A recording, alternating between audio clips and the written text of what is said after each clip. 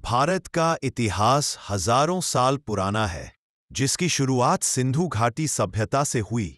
इसके बाद वैदिक काल, मौर्य साम्राज्य, गुप्त साम्राज्य जैसे कई शक्तिशाली साम्राज्यों का उदय और पतन हुआ।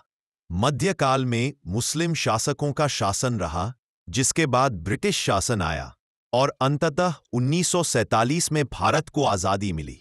सिंधु घाटी सभ्यता यह भारत की सबसे पुरानी ज्ञात सभ्यताओं में से एक है, जिसके अवशेष मोहनजोदड़ो और हड़प्पा में मिलते हैं।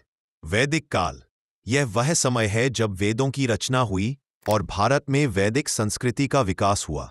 मौर्य साम्राज्य चंद्रगुप्त मौर्य ने मौर्य साम्राज्य की स्थापना की और सम्राट अशोक ने बौद्ध धर्म के प्रसार में महत्वपूर्ण भूमिका निभाई।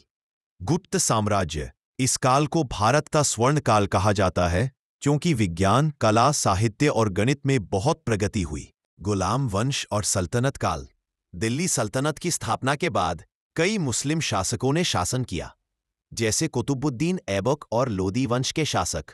मुगल साम्राज्य बाबर ने मुगल साम्राज्य की स्थापना की और इसके बाद अकबर, जहांगीर और शाहजहां जैसे शासकों ने कला और वास्तुकला को बढ़ावा दिया।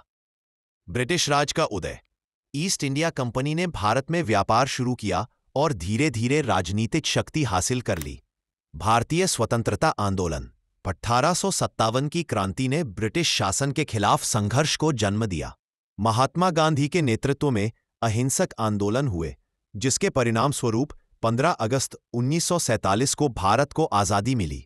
आज़ादी के बाद भारत एक संघीय गणराज्य बना, जिसकी संसदीय प्रणाली है। भारत एक तेजी से बढ़ती अर्थव्यवस्था वाला देश है और अपनी विविध संस्कृति के लिए जाना जाता है।